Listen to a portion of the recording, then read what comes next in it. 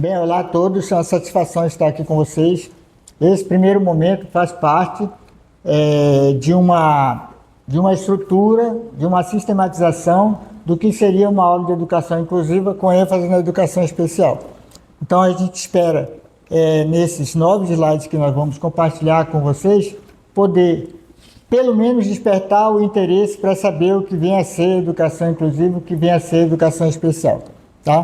Para isso, a gente definiu dois aspectos legais que a gente quer discutir com vocês. Um é a Lei 13.146, que é conhecida como a LBI, ou a Lei da Inclusão. Ela é de 2015 e ela reúne basicamente tudo que tinha de literatura, de lei, de decreto, de portaria em uma lei única. Mas essa lei precisava ser, diríamos assim, esmiuçada e ver como é que ela poderia ser aplicada. E agora, recentemente, em 25, precisamente no dia 20 de outubro de 2025, surgiu então o Decreto-Lei 12.686. Esse Decreto-Lei ele se divide basicamente em 3 partes. Primeira parte, na criação da Política Nacional de Educação Especial.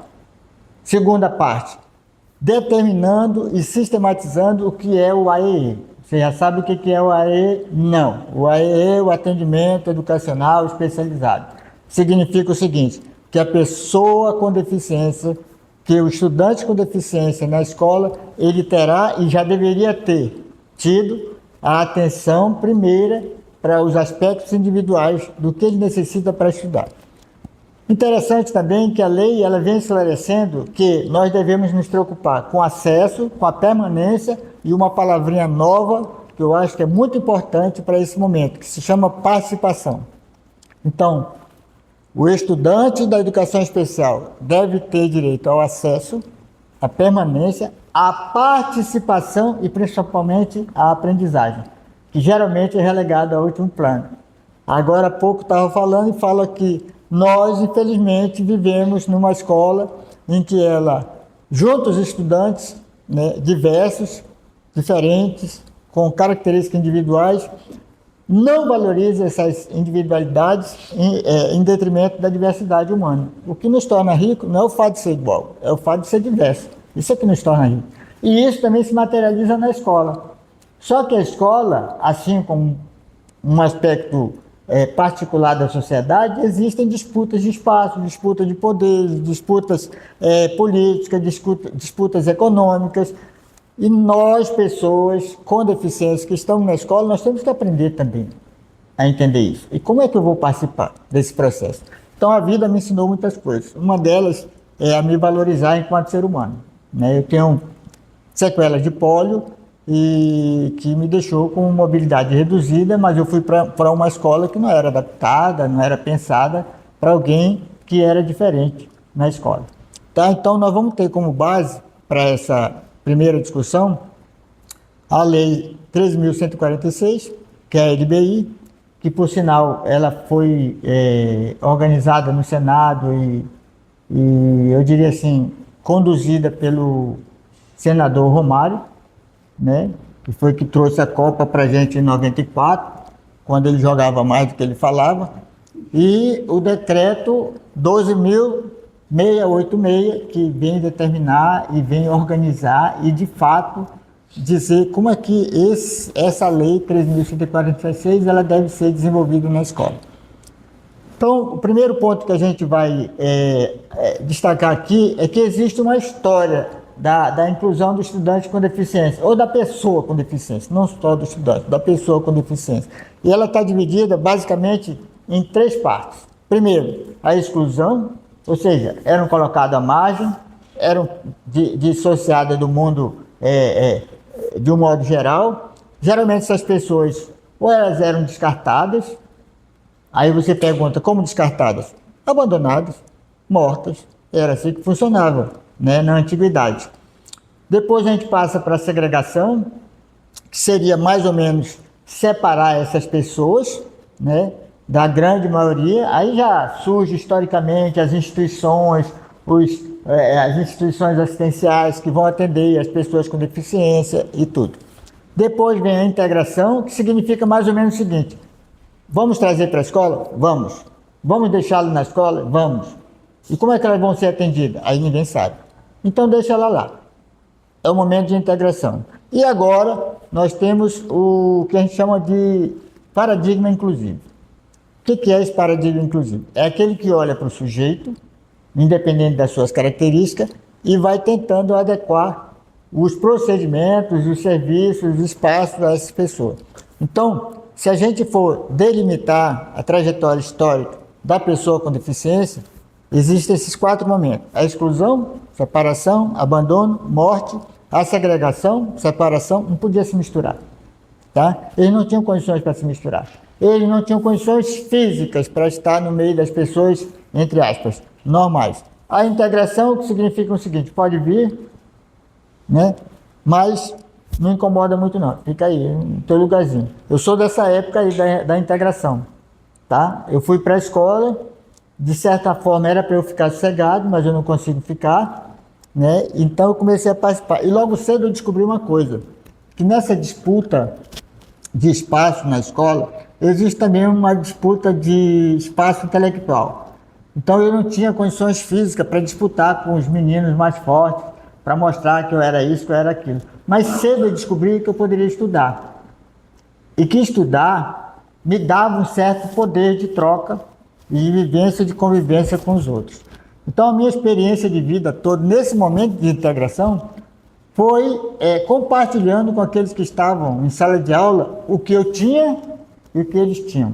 Eu precisava de proteção, e a maioria sabe do que eu estou falando na escola, tá? E eles precisavam de alguém que estudasse. Eu descobri que eu poderia fazer essa troca com eles. Então, quando muita gente pergunta assim, como é que tu sobreviveu na escola? Não tinha como chegar e simplesmente querer diminuir o Dalmir, ofender o Dalmir ou praticar alguma violência, porque era o Dalmir que estudava. E o Dalmir ensinava os outros. Tá? Numa palavra mais comum, não dá para matar a galinha dos ovos de ouro. Tá, pessoal? É assim que funciona. E logo cedo eu entendi isso. Logo cedo eu entendi isso. Tá? Que a gente vai justamente dividir com vocês aqui. Então, qual é a diferença entre educação inclusiva e educação especial? Educação inclusiva, pessoal, é um princípio, é um conceito, é um procedimento que entende que a escola é de todos. Eu vou repetir, a escola é de todos, inclusive aqueles que eram segregados lá atrás.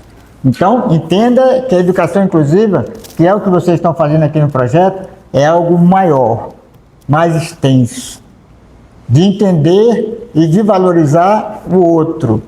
Então, quando um professor ou alguém desavisado chega na sala de aula e fala para o aluno, né, o estudante da educação especial, que ele não deveria estar lá, mas ele deveria estar lá no espaçozinho dele, esse professor ele está cometendo, ou esse indivíduo está cometendo um crime que se chama discriminação e que vai até 5 anos de condenação. É bom avisar para que as pessoas não continuem praticando isso. E o que é a educação especial? A educação especial é uma modalidade de ensino que está dentro do guarda-chuva da educação inclusiva. Dentro da educação inclusiva tem a educação do campo, vocês já ouviram falar, tem a educação indígena, que vocês já ouviram falar, tem a educação quilombola, que vocês já ouviram falar. Então, educação especial é uma modalidade que está dentro do guarda-chuva da educação inclusiva, desse princípio de que a escola é de todos e para todos. A gente passa para um outro momento, que é a Lei 13.146. A Lei 13.146, ela estabelece o direito inalienável à educação. Tem a ver com o que eu falei da educação inclusiva. A educação inclusiva entende que o espaço de aprendizagem é para todos.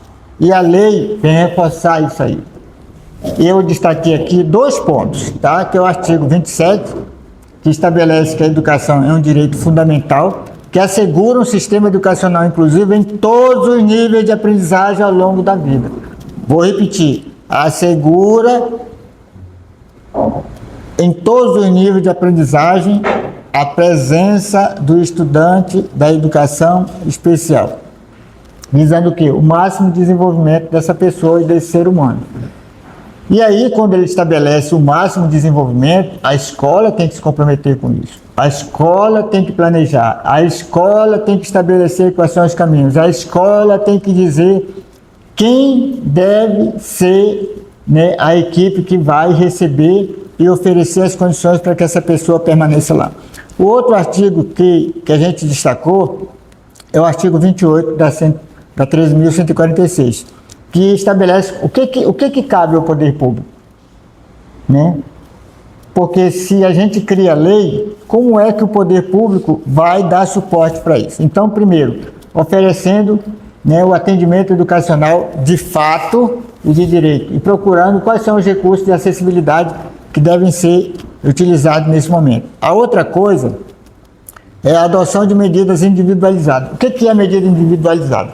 Por exemplo, o Dalmi, para sentar essa mesa aqui, essa mesa tem que ter uma certa altura, para que eu tenha um certo conforto.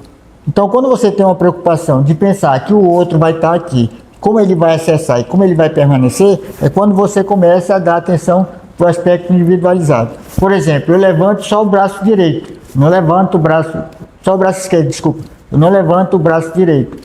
Esse braço direito que eu levanto, por exemplo, para eu segurar uma caneta atualmente, não pode ser qualquer caneta, a caneta tem que estar, de certa forma, adaptada. Se ela vier emborrachada, para eu segurar, é muito melhor, né? Eu me sinto muito mais à vontade. Outra coisa, ainda há pouco eu pedi um copo com água aqui, né, Sadala? Pedi um copo com água e falei assim, Sadala, coloque 2 copos. Porque hoje, como eu já não tenho muita a sensibilidade apurada, eu posso segurar, esses copos são muito fininhos, eu posso segurar e a água derramar, né? Mas quem é que sabe disso? Quem convive comigo. Aí, pessoal, é um aspecto interessante. Por que a presença do estudante com deficiência, com TEA ou com altas habilidades, superdotação, é importante na sala de aula? Porque você começa a conviver com o diverso, com o diferente, e você aprende com os outros, né? Apesar de a gente se assustar diante do estudante com deficiência na escola, mas a gente aprende demais com ele, né? Por exemplo, se o estudante é cego, você aprende a como conviver com essa pessoa. Você aprende, por exemplo, a entrar num ambiente, a descrever o ambiente de uma forma voluntária, espontânea, sem precisar fazer aquilo que muitas vezes se faz hoje em dia. O aluno, o estudante com deficiência, com TEA ou com altas habilidades de superdotação, ele pode conviver e deve conviver até para ensinar a gente a viver todos juntos. Uma outra coisa que é interessante, como é que o poder público vai estar envolvido nisso? Com a capacitação. O que vocês estão fazendo aqui uma hora dessa?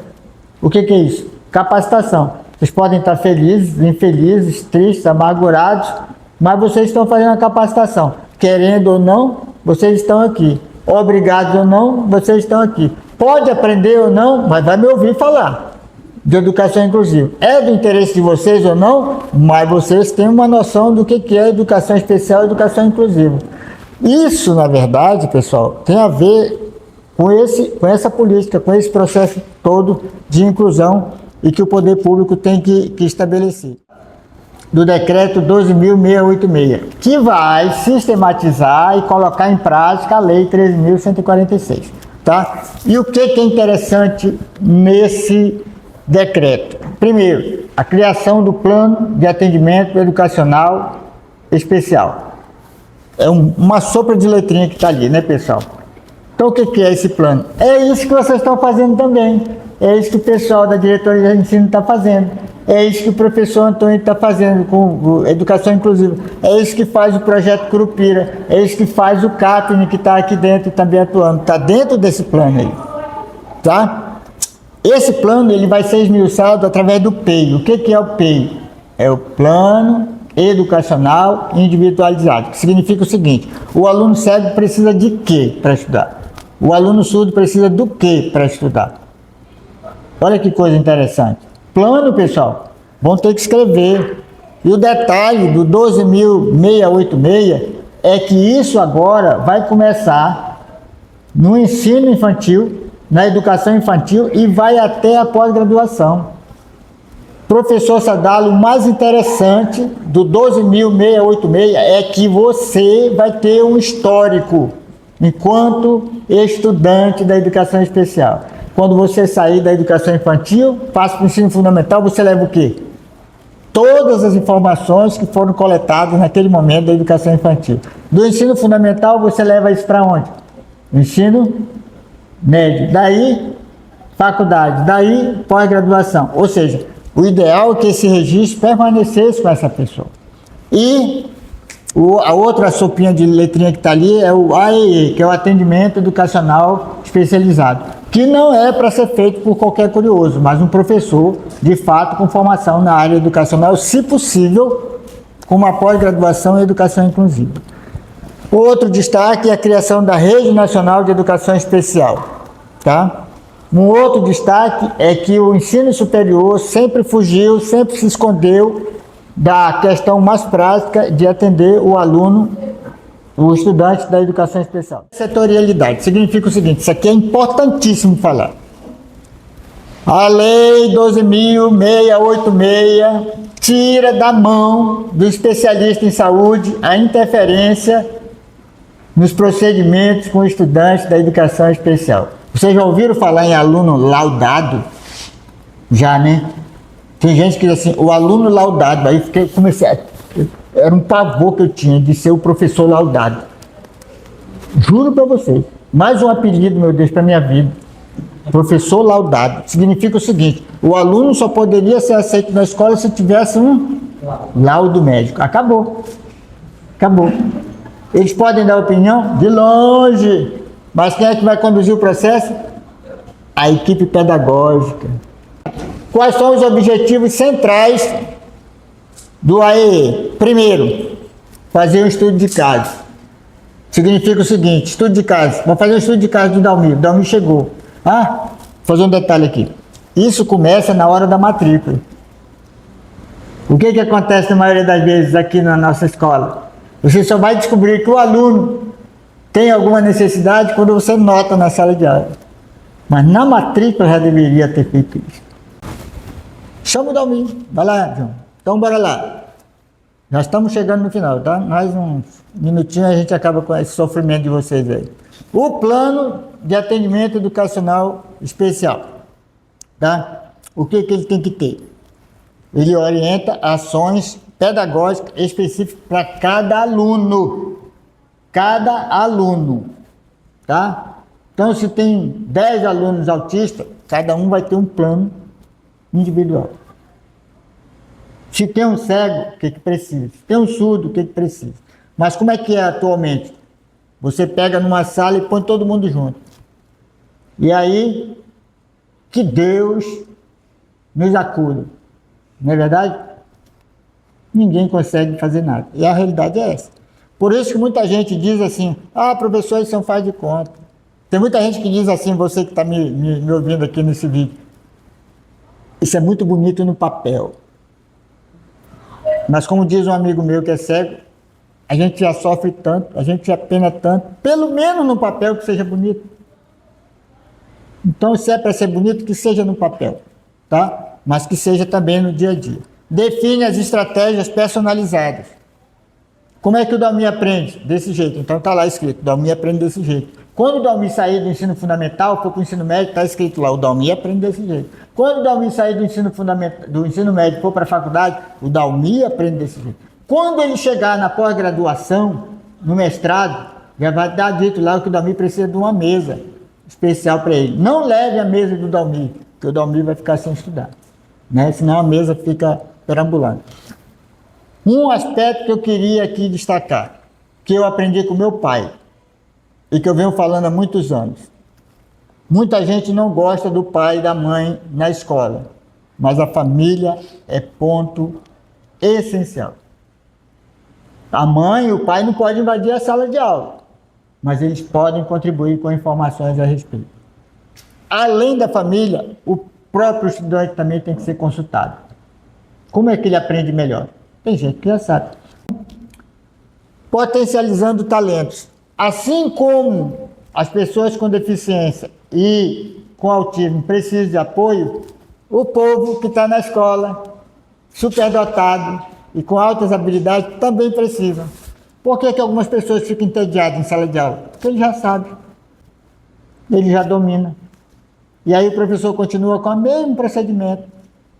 E aí quando ele diz assim, professor, eu já sei, ainda é taxado como insolente. Quando ele deveria ser valorizado, potencializado. E como é que você faz isso? Ah, sei lá, Fernanda é uma estudante ótima em português. Para que eu vou ficar batendo cabeça com a Fernanda? Vou bater cabeça com os outros. E a Fernanda vai me ajudar. Eu pego a Fernanda e Fernanda, você tem um potencial, enche a bola da Fernanda. Né? Fernanda fica ali toda. Fernanda, eu preciso que você me ajude aqui. E a Fernanda vai ajudar, porque era isso que ela queria fazer. Para que tu vai dizer para o aluno, olha, lê só um capítulo, se ele gosta de ler o livro todo? Lê o livro todo, tá? Depois compartilha com a gente. E principalmente o foco socioemocional. Muita gente fica desanimada, desmotivada numa escola que não tem desafios. A verdade é essa. Numa disciplina que não provoca desafios, tá? O reconhecimento precoce é vital para o exercício pleno da cidadania. Por isso que o AEE tem que começar lá na educação infantil. Que é para a gente não ficar martirizando aquele aluno que pode avançar mais rápido. Por favor. E acabou, mas eu queria terminar dizendo uma coisinha para vocês. Primeiro, o estudante da educação especial é um estudante que tem que ser valorizado pelo que é capaz de fazer, pelo que ele pode desenvolver, e não pelo que ele não vai desenvolver. O foco não é mais na incapacidade, é no potencial. Outra coisa, outra conclusão interessante, a família é super importante nesse processo. Segundo, o indivíduo da educação especial ele tem que ser valorizado, visto, dado a ele visibilidade. Tá? A sociedade como tal, a partir desse decreto, ela tem que entender que nós não somos seres à parte, mas que nós somos seres parte. Nós fazemos parte do processo da educação. Tá? Que ninguém quer mais ser apenas figurante. O aluno da educação especial tem que ser protagonista. Para ser protagonista, ele tem que ter visibilidade. Para ter visibilidade, a escola e a sociedade, de um modo geral, tem que valorizar o que ele é. E, acima de tudo, existem dois extremos nessa conversa. Uma, o respeito, e a outra é a discriminação. E o decreto, ele distingue claramente quando é que você comete discriminação, que ele chama de capacitismo, e quando é que você respeita. Quando você enxerga o indivíduo, valoriza a pessoa e trabalha o potencial. É isso.